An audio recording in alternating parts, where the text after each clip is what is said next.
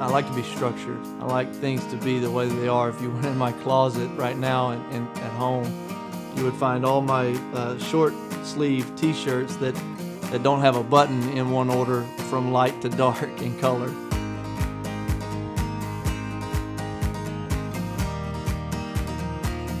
Memories of football that come to mind for me is in the front yard, and we had these hutch helmets and pads, and it was fun. I mean, we all had different personalities at that point.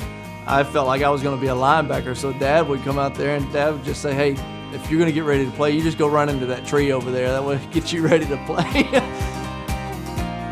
I like to challenge my mind. A couple of years ago, I started reading Einstein for Dummies. And just because I've always been fascinated by the cosmos and looking up at the stars, and so Einstein kind of decoded all that with gravity and his theory of relativity and all that. And so, you're kind of hearing my accent and going, "There's no way you read Einstein," but I like to study things. I love to learn.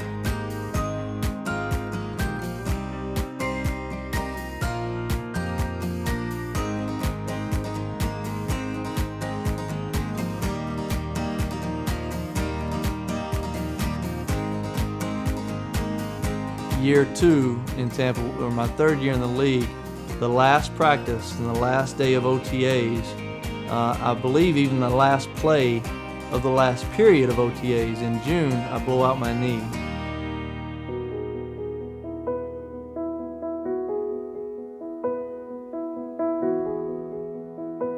God did some wonderful things, allowing me to heal quickly, work my way back into a position where I can play. At that moment, we had our second child, Elijah. Elijah has a fall, as most babies do, but he gets a bump on his head that doesn't go away, and it stays there, and it actually grows. The first doctor that we go to says it's a tumor. And what took you so long to get to us? He's 4 months old. What in the world did he do to deserve this, or what did we do? There's no way you can look at it and go, okay, this is what we do next. I'm a planning kind of guy. I didn't have a plan.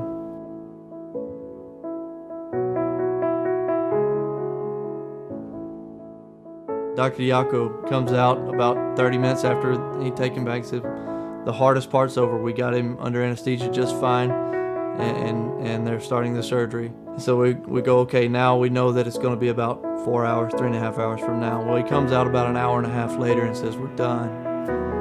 And I said, what do you mean you're done? He said it was going to take 3.5 hours. He said, no, once he got in there, the tumor was just sitting on top of the bone, making a depression. He said, we still have to do the biopsy to decide whether it's benign or malignant.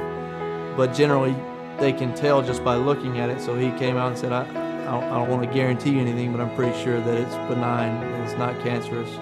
Football didn't matter. It didn't matter if I was the starter, the backup, or number 3. My son was going to be okay.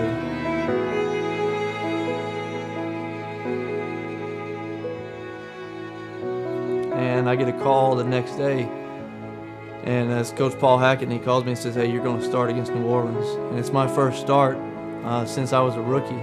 I step right in and I play the game of my career. I played the first half 15 for 15 with 200-something yards and a couple of touchdowns. And I end up throwing a touchdown pass to win the game with about 8 seconds to go.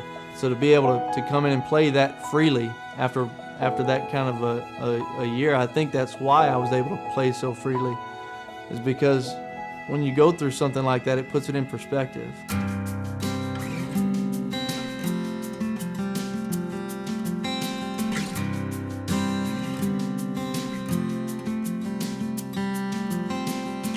Whether it be knee injuries or my child's illness or a coach's decision to sit me down and not play me anymore, or a general manager's decision to trade me, it's God's power in and around our lives that move us and point us in the direction and make us who He wants us to be.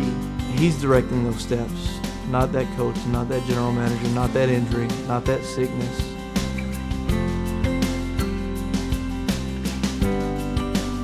it's his plan, not mine. As much as I want to plan, and he's the one in control.